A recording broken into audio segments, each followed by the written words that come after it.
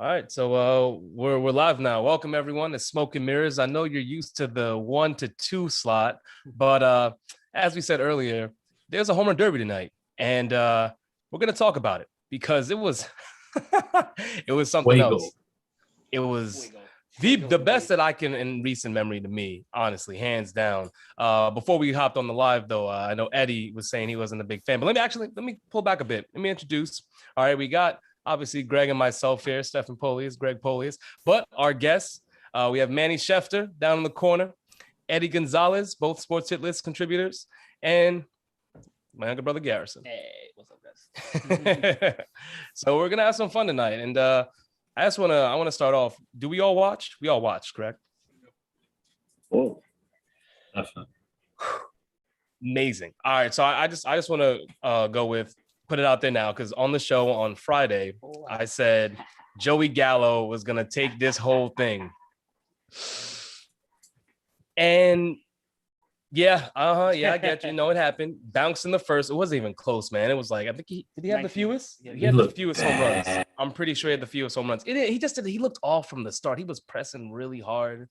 But I do want to go around real quick and see who did y'all all get? Did anyone win? I mean, Greg, I know Pete Alonso, you had him, but who'd you call for? So Manny, who was your pick for the home run derby winner? So I went with the bias pick. Had to do it for the motherland. Shout out to Juan Soto. I went with him. Pick. I mean, yeah, but the thing is, once like literally after Alonso, I was just like, yeah, Soto faces him is over. I mean, that was for anyone, right? 35 in the first round. He broke a record. He's the most home runs in the first round ever. But Eddie, what about you? I picked Ohtani. I figured that I didn't realize the amount of pressure he was going to be on because I only thought about, American media. I didn't think about the media from Asia. And the simple fact that he had so much media attention, he had a little bit of pressure and it's unfamiliar territory for him. It's not an excuse, but he doesn't take batting practice. You know what I mean? So this is different. This is a little bit different for him, at least for this year. He hasn't taken batting practice since March, He came out dry. Manny was making fun of me, which I was laughing too. But he every ball he hit was hit at the same exact spot. For he hit about doubles 10 and singles. Yeah. If they went to the same spot, if there was a player, it would have went to the same player, the same spot. Didn't have to move for at least a good minute of that. I mean, I think that also speaks to who was throwing to him. Yeah, he hasn't thrown to him. Your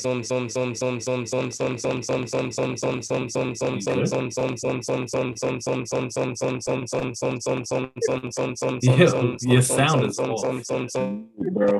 Because Garrison joined. Nah. You guys are mixtape. We back? We good? Yeah, we back. All right. Yeah, that happens sometimes. I'm glad y'all stuck with us though. I was just saying that that the person throwing to him hadn't thrown to him since March.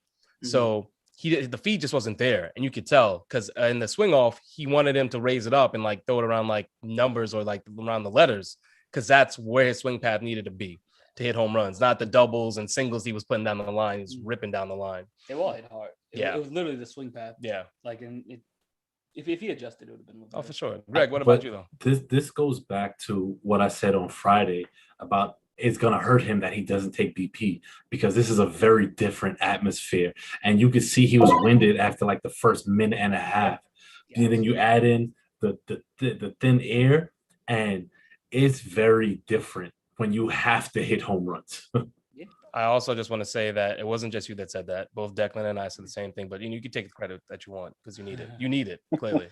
Do I need it? I picked the winner. You got the winner, but I'm also pointing out the fact that you're like, I called this. Come on, bro. No, you need it because Joey Gallo went out there and shat the bed. Whoa. He did. I owned it already though. So so you had Pete Alonso winning, obviously. Gary, what about you? So when I was watching you guys on Friday, I went with Pete Alonso as well.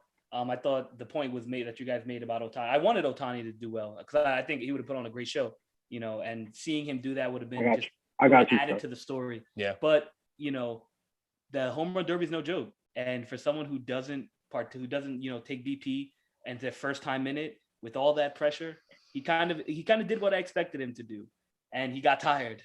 So I had Pete Alonso going because one, Mets fan, and two, he had the experience coming in. I knew he wanted to defend his title, and he didn't disappoint. Watching him win that was everything for me.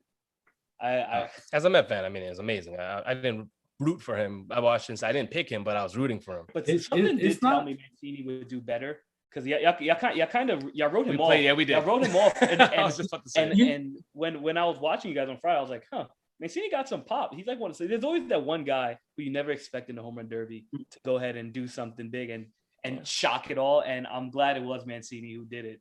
It was a very, very entertaining home run derby to watch. Yo, I've never seen anybody so relaxed in a home run derby like Pete Alonso. That was ridiculous to watch. You know why he was relaxed, right? Because he knew he was going to win. I would have picked him if I knew the information they said at the end. They said the salary is $600,000, and if he wins $1 million. If that is true, that I would have said, you know what, he got this. Come on, if you're gonna get double your salary on one night. That's one crazy. One night. Wow, but I want to go back real quick because the Mancini pick, we definitely slept on him. He was one of the most impressive. I mean, he was the first round, the first two to go. Mancini and not Story. What am I forgetting now? It's Mancini and Olsen. Matt Olsen. Yeah, my sleeper pick that got smoked. Yeah. I was actually happy to see that because you were talking a little high about Matt Olsen, and I thought he performed exactly how I thought he would too. Poorly. I mean, it wasn't poor. I'm gonna give him poorly. It wasn't poor. He hit some. Joey Gallo was poor to me. Like he just never got into a rhythm. Matt Olsen won 2 people tickets to the World Series because he hit a sign. Also true. But what I wanted to say about Trey Mancini is this is a guy that sprays the ball around. Like when you in this first round, the home runs were everywhere. And following that, not until really Juan Soto came up and started spraying the ball again, did you see anyone going against going oppo? Just that wasn't the approach. That was someone to me that he came into this not looking to hit home runs just because I'm at a home run derby. It's like I have power to all fields, so I don't need to pull it only. That was impressive to me. Also, like I think the deepest home run 520 feet. Juan Soto 520. Soto, yeah. Because before that it was Trevor Story. Trevor Story. I enjoyed Trevor Story. Now I would love to see him come back. He had a 518, I believe. Yeah, it was 515. I think you're right. It's 518. But Mancini was another good one. And shout out to your boy Juan Soto, Manny, because I didn't have him come out the first round against Ohtani. I don't think anybody did. But man, every swing, it got to the point where tiebreaker. Even if it looked like it was a pop up, it was out, and you could tell when he was even missing the ball. And you saw it started to tail all of his pitches, like all of the hits to opposite field, still out by not a little bit, by a lot. The 4, 5, 6 rows up, even dead center. So he had some of the more impressive rounds to me. But Eddie, I'll ask you, what was one of the more impressive rounds that you thought player wise? I think every round that Trent Mancini did was impressive. I'm going to tell you. I work with cancer patients. Mm-hmm. I'm a social worker for cancer patients, and I deal with colorectal patients. They lack energy completely, especially stage 3, especially because of the way they have to go to the bathroom. Some of them have an ostomy bag, things like that. The simple fact that he was able to last 3 rounds after going cold because he was the first hitter, and then he didn't hit for another 2 hours, something around there, maybe an hour and a half, okay? And the fact that he was able to go ahead and keep that energy for about a 3-hour event, that's impressive. That took stamina and a cancer patient, stage 3 cancer. It's not stage 1, stage 3 cancer. That's impressive. I find that more impressive to me than the home runs by Pete Alonso. Even though Pete Alonso had that was amazing. I just find that the fact that he had the energy, amazing. Yeah, Greg, what about you? One of the more impressive rounds for you. I'm going to go with Salvador Perez. Oh, there it is. There it is. Because here's a guy. The forgotten home run. Here's a guy that followed the greatest round in home run derby history. And people weren't even talking about him until midway through the round. He just went off. He just got a terrible parent because he would have beat anybody else. Just bad luck. But he went off. And I think the fact that he still even put up 28 is impressive. Bro, he had 10 home runs before the timeout, right? And it wasn't like he was like doing poorly before the timeout. And he just started going off. He got the bonus time and in bonus. And then the whole time, right? The broadcast is talking, they're talking to Pete Alonso, not even paying attention to Salvi. And he's just chipping away the whole way. I did not expect that from him at all. I really didn't. I thought it was going to be an easy first round. I was like, Alonso did what he's supposed to. I mean, it was still easy, but he made it competitive. Yeah, no, but dude, it was entertaining. I just didn't expect him to do that. So it was cool to watch. But Manny, what about you? What was a standout surprise round for you? I mean, Soto versus Ohtani. What I noticed though was Jarvis brought this up in the chat about blame the pitcher, Ohtani's pitcher, because I mean it wasn't looking good. Like my man, like he's trying to pull the ball and it's like throw right spot, like throw it to the spot, throw hard. Like you know how he hits. This man swings so hard, especially in live games. So it was like, come on, man. Like he had a very slow start, and yet he still managed to tie Soto. And I said in the chat before, I said Soto needed 25 to at least. Yeah. But I also wanted to shout out the customized bats to each hitter. Yeah, I thought it was fire. Like Alonso had a fire bat with the graffiti, but he was the artist. When he said that, I was like, damn, boy, it's a blessed life. He had a customized artist. But one more thing, I mentioned this to you, Steph, in the chat. When Soto was batting, they put merengue and stuff like that. Yep. And for Ohtani, if anybody watches anime, this new anime called Jujutsu Kaisen, they were playing that music when Ohtani was back. And I was like, oh, that's how you know anime is getting big in the world now, especially you involving it in a home run business. Yeah, I didn't even notice that they were playing any sort of like anime music or music from an anime. So when you mentioned that, I was like, that's really dope. The fact that Alonso was like bumping to his music the whole time, the demeanor from round one to the finals was the same. Exactly. The exact same. If you were gonna win $1 million, wouldn't you dance too? You know what? There wasn't a guarantee then, but you know what? What I do want to talk to you guys about and kind of discuss a little bit is what was present in the second round, and you almost kind of saw it in the finals, but the fatigue that set in every hitter minus Alonso, because you saw as soon as Story came out, because he started the second round. Yes. Also, I want to point out that I forgot who was feeding him.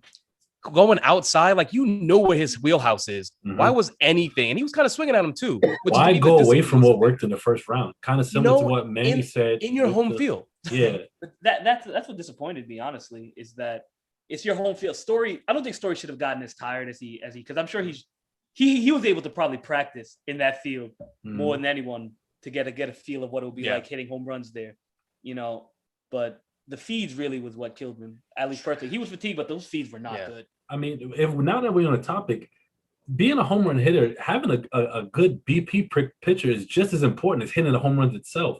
Yeah, definitely. And Steph, you called it when we spoke on the phone briefly. Ohtani's pitcher was so inconsistent, it led to terrible swings, and there was no chemistry. Whereas Dave Joust, who was the real MVP of this whole thing, was his fees were so money. He's the real MVP. I need to go get Dave Joust jerseys now. That's facts. I mean, so the fatigue was really big, but I gotta point it out again because everyone was dealing with fatigue minus Pete. And when you are fatigued and your swing maybe is lacking a little bit, fatigue, you don't really see the opposite field home runs like that. Like it just doesn't happen. But Juan Soto was still doing that. I mean, I don't want to belabor the point, but he is so impressive. Shout out to Manny's motherland. No, facts. National power. Eduardo Perez kept calling the Dominican contingent behind him. Like to chime in on how impressive it was when fatigue does get in and you are hitting those home runs, like the bat control you need to still find the barrel when your arms are tired in that manner to do that and do that as consistent. He was hitting those balls a long way, Oppo. Yeah. Like look at the last round. Oh my God, that's what made it so fun to watch. I think the most impressive thing about him is he did not change his approach from regular season Juan Soto to home run derby Juan Soto.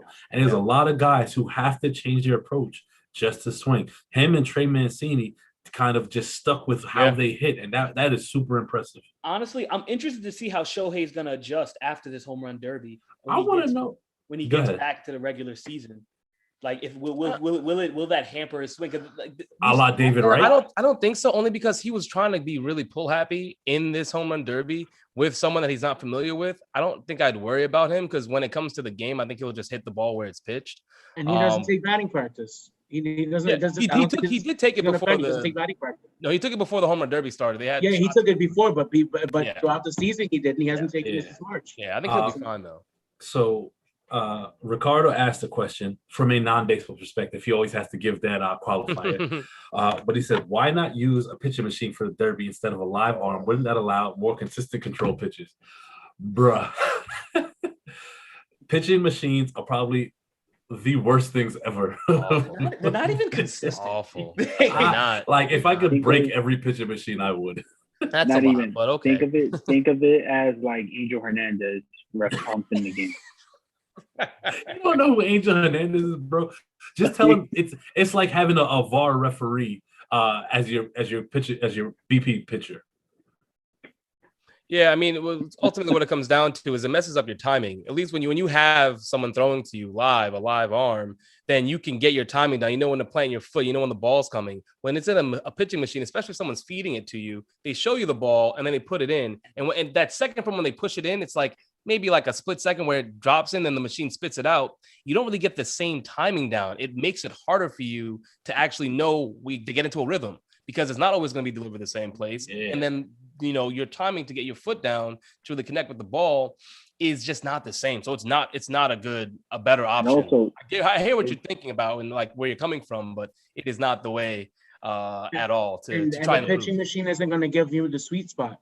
The pitching spot, it's not going to give you where you want it. And if the pitching machine is straight down the middle and you want it up, you can't tell the pitching machine, hey, raise it up a little bit. Yeah. Also, you can adjust it, but that'll just take time too, right? Like, also, when a ball is dented, if a ball is dented any way, shape, or form, or if it's not consistent, you're not going to get the ball in the same place. Yeah, no, I understand too where you're coming from with that question, but yeah, the pitching machine is not it by no means. Really isn't. Yeah, I would take whoever's throwing a Ohtani before I get the pitching machine. Yeah, that's a fact. It almost looked like he was throwing actual pitches to Ohtani, instead of throwing 4-seam fastballs. They said he wanted to warm up because when he was warming up or when he threw earlier, he was like he's throwing cutters. He was throwing cutters. Oh my God, that's like my college coach. Yeah. Greg, let me ask you a question because you're a pitcher. Nice. Greg, you're a pitcher, right? Yeah. Does the way that the catcher's set up affect you? Because not in BP. Not in BP. Okay. No, not in BP. Well, I'll be honest with you. Because I'll be honest with you. Sometimes the pitcher, if the catcher isn't set up like regular and they're just on one knee, the catcher who was catching was his interpreter, wasn't a regular catcher. Yes. So at the end of the day, not to say that might have been the excuse or whatnot, but does it change? The other change I thought about was with the red ball, because I had a hard time seeing that myself from a TV. So I wonder how annoying that was. Personally, I don't think they're looking at the catcher as much because they want to hit a spot. You want to hit a location that the batter probably wants that ball. So you're just trying to get it to that spot over the plate. Ideally, I'm sure the catcher being on one knee or setting up wherever he was, I doubt that was really an issue for them. That he just wasn't executing. He just wasn't. He just didn't do a good job. Being consistent to give him the best feeds that were best for Ohtani. I mean, you could. Go ahead, Manny. No, I was gonna say you could have had one of his. Apparently, the pitcher on the Mariners was like his former high school friend or something like that. Mm-hmm. They went to the same high school. You could have had one of them pitch, like throw to him or something like that. That would have been interesting. I don't think we've ever seen an active pitcher throw BP in a home run derby. No. Yeah. Yeah, I would have been. Not too many like pitchers that throw good BP. It's not too common. take offense. I mean, her mom would have thrown perfect BP. No. I see you talking smack over there. I see you whispering, was. Garrison. It was. Say it with your chest, bro. Say it with your chest. You don't throw BP. I don't throw good BP. I throw better. Steph's BP is amazing. Yeah, except when he starts throwing cutters. You're like the third on the list of BP. Yeah, but that doesn't mean I throw bad BP if I'm third. I mean, from like, I don't think it's bad. I don't think it's bad. It could be inconsistent, is all I would say. They just came That's literally why we're getting on Ohtani's because of lack of consistency. Whoa. All I'm saying is you haven't had the pressure, I guess, to be in a situation where you have to hit home runs all the time. I mean, just in the cage, it's, you get in a groove. It just takes a little while to get in a groove. That's all. I see we got to go back to one of these cage tournaments again. They just compared you to the Angels. I know, right? Disrespectful. That's Henny Gregg. We need Henny Gregg right now. Nah, I'm good. I'm good on Henny Gregg. No one needs Henny Gregg. But I mean, before we wrap up, I want to just talk about the man, the myth, the legend that is Pete Alonso, because we touched on it. But if you look at from round one to the finals, just impressive all around. Like the swagger he had, like even the pause in between. Did anyone know? I didn't see when that kid got smoked because I saw it. I saw it. So wait, it's the kid that got smoked and then that dude that fell over the railing. Like that's what kid got two smoked. Casualties. Yeah. I saw the dude fall over the railings. Did you hear the announcer? No. When it happened, he said, "Oh, he just got hit." I said, "Oh." They need to stop putting little kids out there. Whoa. Don't blame them little kids because there's also grown folks there too. I saw some big boys and big women, that were out there not shagging. Yeah, it was a struggle. These guys have exit velos of over 100 miles per hour. They got to vet these kids. You can't. No. It's true. We need to talk about it because Ohtani's round when he was smoking doubles and singles. All line drives. These kids have their backs turned. You know how many kids we could have lost tonight? That's a sinking line drive coming off the bat over 100 miles per hour. There could have been a lot more kids in the Colorado hospital right now. Like one is, and he hobbled off. They had to hold his little leg or whatever. He got lucky. For his ACL, man. Because I'm looking at these hits, and I'm like, whoa. And these kids are like, and like jumping up, turning their backs. That's not what you do. Now when professional hitters are in the box. It's like a landmine. It's a dangerous it's really dangerous. They all running into each other. It's just a bad situation. Honestly, to be honest with you, I wouldn't want to stand next to any of them kids because the way they put their gloves up, you won't get me hit. Because they miss it. I'm stiff on me, every single one of them. I'm smacking each and every one. I mean, y'all like the same height anyway, so. First off, let me tell you something right now, my mouth. We have listeners and viewers that know Spanish. Can you please I don't know what you said, but I hope it was PG-13. I'm gonna tell you this right now, Mama Polius ain't gonna like what I said. Just don't translate it. You need a translator on it. I think Eddie. Okay. No, you can kick it. Oh, I was saying I think Pete Alonso had the quote of the season. Oh. Yes, I was gonna get to that. I am the bar. I am the bar. Yeah, wipe the drill, Greg. That's the best power hitter in baseball. He said it himself. Best power hitter in baseball. Oh, I loved it. The confidence, right? Oh, Ooh, I mean, it's good for baseball. He is great for baseball. And for all the people in the chats talking to you, Justin Ruiz, talking about I can't wait to see Aaron Judge. Aaron Judge is not on Pete Alonso's level in the home run derby. Aaron Judge takes meaningless shots at people in a regular season game after they. I don't care. Corny, right? Corny. Oh, corny. I mean, it would be nice to see that matchup. Judge obviously hits moonshots, Stan hits moonshots, but we're not gonna sit here and belittle Pete Alonso and put them in the same category because they're not there yet. You need to show up first. No. He came from outside the club. You can't even get in. The man got the nickname Repeat tonight. Repeat. Woo, that's smooth as hell. Oh, Mama Polius is listening. Damn, it's over.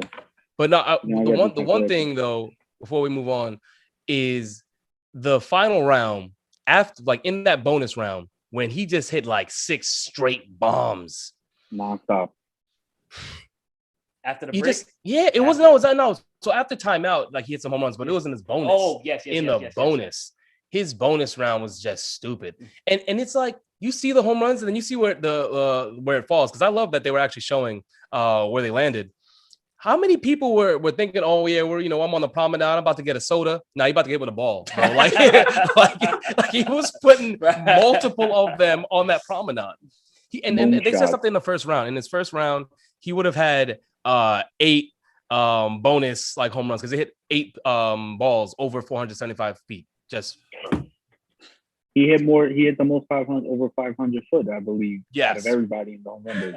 That's what happens when you're the best power hitter in baseball. Okay. Home run derby wall. I will say it was definitely exciting, and to Rick, who was on earlier today, we had the back and forth about the best all-star game, whether it was the MLS or it was the MLB, and this is just like another indicator why it isn't. Like the home run derby, what they've put together, this product they put together now is impressive. Even the intros, I was hyped for the intro.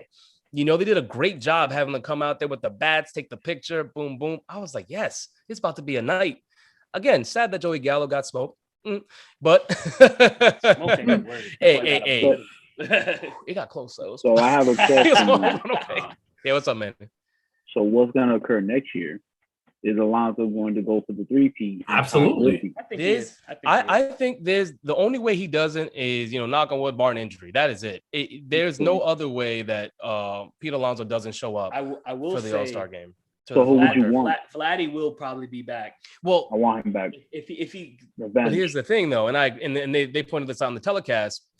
Are other players going to want to come into the home run derby now to beat Pete Alonso because he's that dude now? Yeah. It wasn't like it was close. The bar. It was exactly. He is the bar. It wasn't like, Pete kind of, by the hair of his chin or whatever. No, he was the best from round 1 to the finals. Yeah. Mm-hmm. And if you look at yourself as a home run hitter, or you think you got some good pop, you want to go into this home run derby and show you that you're the best. And Pete Alonso's making himself a really good villain, like a bad guy, like.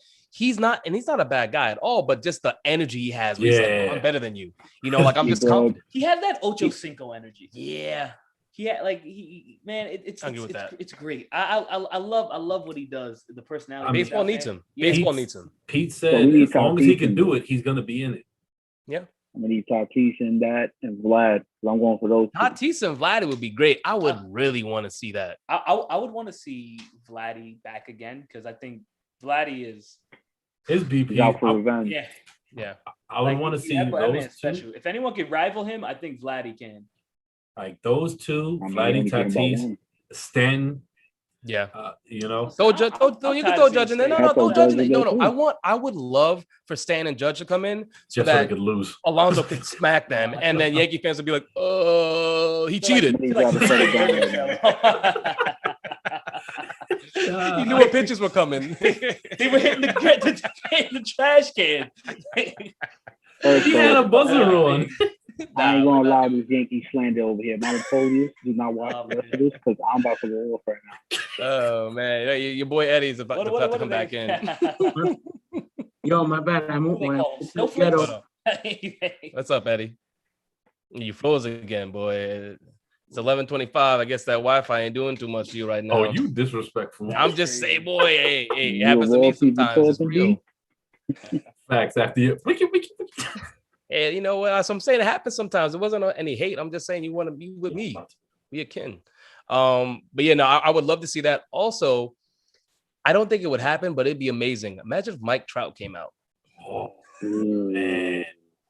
Imagine Mike Trout. Back? And Otani? With a better pitcher. Yeah.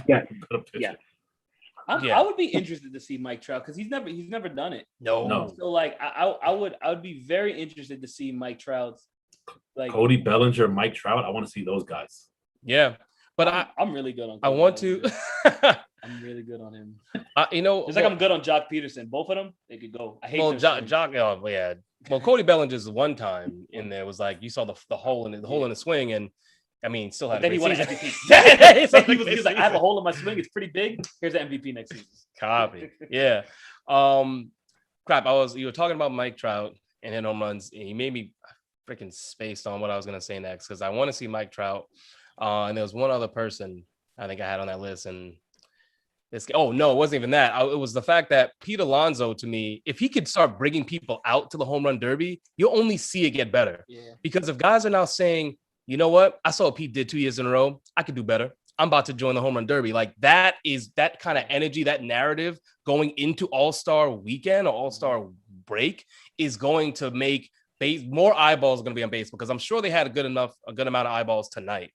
But that energy, that narrative is what's needed to make this game really blow up the way it needs. I don't know if this was said because I went disconnected, but it would be crazy if next year it was like Acuna, Tatis, Guerrero Jr. We just no. We missed everyone but Acuna. No one said Acuna. Acuna because of the ACL injury. Yeah, he's not going to be back by then. They wouldn't risk that for him. No. But that'd be crazy. I think that'd be good. That's good for baseball. Yeah. That right there is good at promoting baseball, and they can, if that happens, they cannot miss the mark with promoting that. Perfect segue. Before I get out of here, Eddie, thank you for that segue. I just want to say, MLB marketing team, social media team, if you are watching this content, this is when you start marketing Pete Alonso as the home run derby villain from now for next year, and build it up all through the season. You know, especially when the Mets and the Padres play again, or when the Mets play the Blue Jays. You know, you have these little clips of these guys hitting home runs. Or when the Mets go to the World Series. He just jinxed you. Gary's calling it now. I'm mad at it. This was fun, fellas. I got to be out. All right, sir. Thank you for joining. We're about to wrap this up anyway. I just want to get final thoughts from everybody. So, Manny, any final thoughts you have on this home run derby? Anyone you want to shout out? I know you always be in the comments shouting out, so this is your time. Shouting out? Yeah. You about to freeze too? There you go. Appreciate you guys having me on and stuff. Of course. And, shout out to my employees. But I got to get in her good graces. But overall, man, just, a great year. Another great home run derby. Hopefully, maybe next year we all can link up and watch it live. Like, that would be dope. Because it's like to witness all this is just, it brings me back to the childhood days, like back when Griffey was in the home run derby, hitting bombs. And it's dope. I'm looking forward to tomorrow night though, for sure. Yeah. Shout out to the All-Star game. Definitely. Eddie, what about you? What do you to be honest with you, in the very beginning, I didn't like today's setup, because I felt as if because they were going pitch after pitch, you couldn't actually look and view the home run. Yeah. You couldn't see it. But it caught along, and it added an element of suspense to it. So I really enjoy it. I do want to applaud Major League Baseball for making this change, because back in the day when it first started, it was a one-on-one 9-inning event, and home run derby. Then it turned into the amount of outs that you have to get. Yes. Then you get like 10 outs a round or whatever. Now it's timed. Timed is hard. You guys play baseball. I don't think people realize how hard it is to swing for the fences for 1 minute, let alone 3 minutes. Yeah. Let alone an extra minute, let alone different round. It is hard. I'm out of breath in like 40 seconds. I love when the batting cage does that to me and it messes up and it continues going. But I'm like, after like 40 seconds, I don't want this no more. I'm done. No, I agree with the format being a lot better. It's more entertaining for sure. But Gary, what about you? What is your highlights, takeaways? Honestly, I really enjoyed it. I think overall it was just a really great way to go and get into the All-Star game, get everyone excited. We didn't have this last year, so getting it back this year was really just fun to watch again. And that's really was having that feeling of just watching, being excited about baseball. That's what an All-Star game is supposed to be. Well, All-Star weekend. Yeah, a week. I guess All-Star week is supposed to be about. And I'm sure all the fans who did watch it and tuned in, they enjoyed it as well. So I'm excited for the All-Star game tomorrow, because this was a good segue to it. And I'm looking forward to, next year as well, too. Yeah. Oh, I got to say the same, especially knowing that Ohtani's starting. You got Max Scherzer for the NL, and you got Ohtani leading off once he finishes up the inning, So we're at I'm going to call it a golden age right now. This is such a big opportunity for the MLB to capitalize off the number of players who are just so damn good. They wake up in the morning, they're just amazing, and you saw it tonight. You're going to see it tomorrow night. Baseball's going to be back on Thursday. It's a short layover for them, layoff, but it's nice to be able to watch this tonight. And then tomorrow at 7:30, see them again, just balling out. But I want to thank y'all for coming on. this is great. This is my first post game, post derby live. But it was a great one to do. Yeah. So Eddie, Manny, Thank you for thanks for coming having on. Gary, thanks for joining me. Again, this was Smoke and Mirrors presented by the Sports Hit List, doing a post derby live for y'all. Hope you enjoyed. And we'll see you on Friday. Have a great week. Take care.